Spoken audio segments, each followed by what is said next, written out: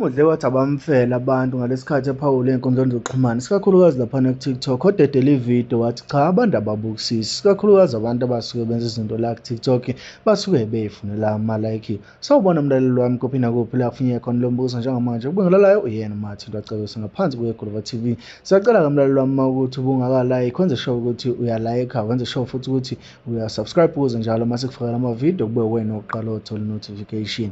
Engikwenza kwethu kuphunyuka kwividiyo yomunye posta laphana-ke ey'nkundleni zokuxhumana laphana ku-TikTok, wathi-ke ufuna ukuthi niyilalelisise kakhulu le video njengoba-ke lezi nsuku zanamhlanje kutrend udaba lukaGugu Dlamini.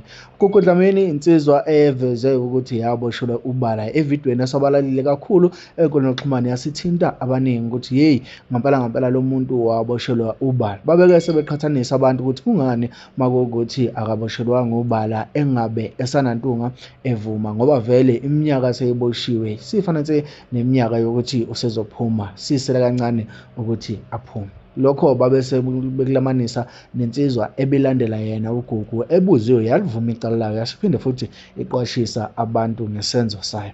Ngana wethu kuphinde kwavela omunye umakhelwane wakuveza ukuthi lolu daba bayalwazi, kodwa-ke ingane yagcina isiyiculela emva kokuboshwa kwakhe-ke umalume uGugu. Yasho ukuthi umalume akazange aze ayidlengule, lokho-ke kusolwa iy'ngxabano zasemndenini. Phinde futhi baphawulile-ke abomndeni basho ukuthi cha, bona bayazi ukuthi kwenzakalani, kodwa-ke kuzwakala inkulumo ingahlangani, njengoba-ke omunye futhi oyilunga lomphakathi eshilo ukuthi cha, yona into eyaziwayo uma ngabe-ke usendaweni yasexobo lena ukuthi cha, uGugu lento wayengayenzanga, kodwa-ke besingekho isisombululo. Njengamanje sekuyisikhathi sokuthi bebasaphothe abantu ekuyibona abasukumele lolu daba lukaGugu. Mntwana sekhaya, ngaphandle nje kokumosha isikhathi sakho, asigxime sihlale kuyona-ke ividiyo yale nsizwa iveza isayidi lawo noma-ke umbono wayo ey'nkundleni zokuxhumana.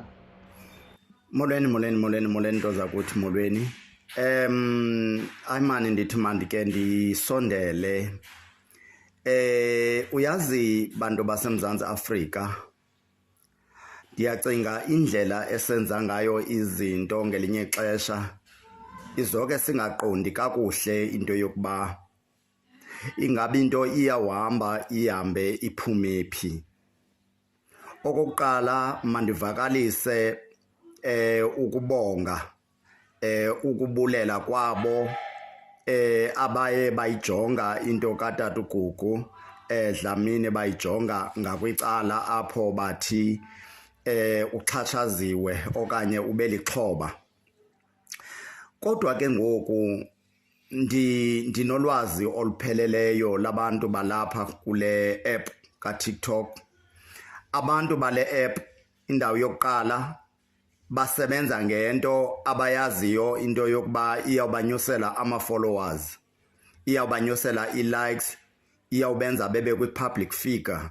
So ingabi sajongwa into yokuba kwezi family ingaba namhlawumbi zona iyawuzibeka phi na into katata uGugu. Uba undiva kakuhle kuloo ndawo kuyo, sonke sixhalabile ngokubhadla.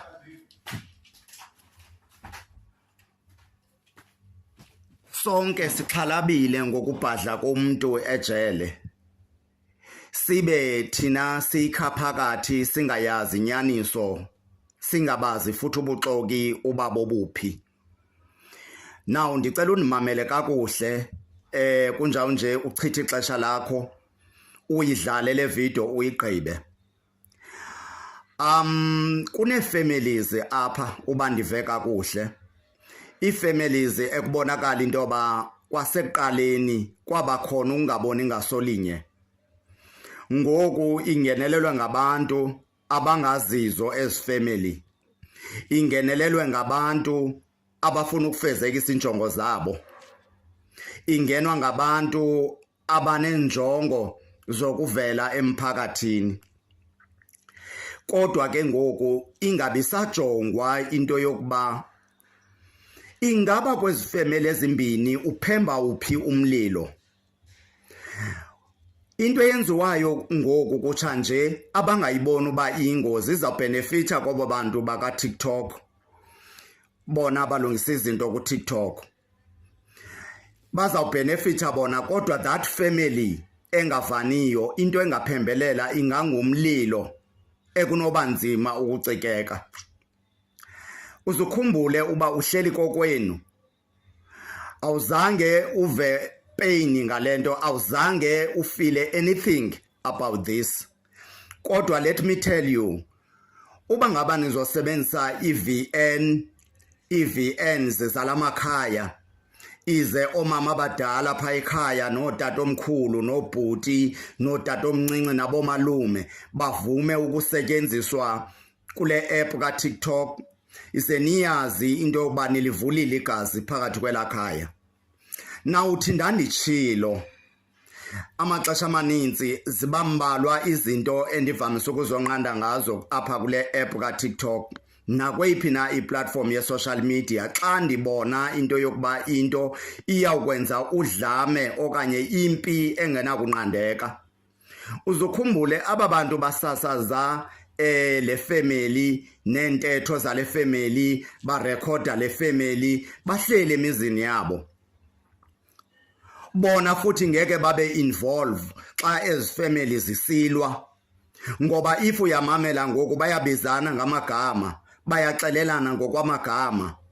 Wena uzobuphi singakanani security osicreatile for ukudefenda ezi family zezingabulalani kulento. Yabona bafowethu, siyayazi kubalulekile kwaye futhi kusemdleni wokuba singavumeli into yoba kube khona amaxhoba eMzantsi Afrika. Kodwa ze yithi indlela enizoyiphatha ngayo niyenza niqhubeka nibe nisazi into yoba eza family nizithethisa apha kuTikTok nakwi-VNs niyazi futhi uba zikhuselekile. Ze ningavuli igazi phakathi kwezi family, ze kube khona abantu esibaluzayo ngenxa yento yoba kusiliwa into yokuba utata uGugu uxhaphazekile. Zamani kangangoko ngendlela zonke ezithubelezayo, kodwa musani ukusebenzisa i-VNs nibarekhode abantu befamily baphinde nabo baqhubeke bangayiboni, ngoba ngabantu abadala abaya bazokonwabela uba ufikile. Wena ufezekisa injongo zakho zoba uthi uyabarekhoda, ufuna bavele bahambe bevela. Bangaphi abantu abachaphazelekile ngokuba khona kukaGugu eprison okanye mhlambe ejele? Bangaphi abantu abafumaniseke intoba ababoni ngasolinye kulento? Nenzani ngoku?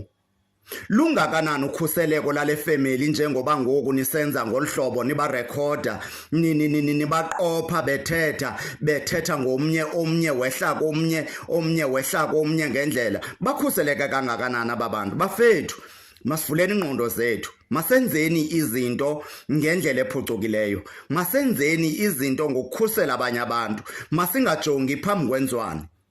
Masingacingi into yoba lento siyenza uba sasive kuthiwa uTikTok unamandla, senze izinto esingakwaziyo ukuzihluza, sikwazi ukuthi lena ingcono, lena ibhetele kunaleya.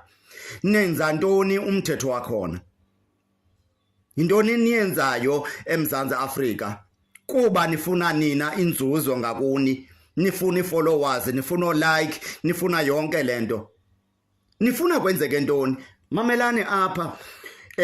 Umama apha uyathetha xa ethethayo umama ubiza amagama abantu. Ungacingi into yoba ke bonke aba bantu babize amagama, umntu uzozilwela eyakhe ipati ngoba kuthethwe ngegama lakhe kwi-social media.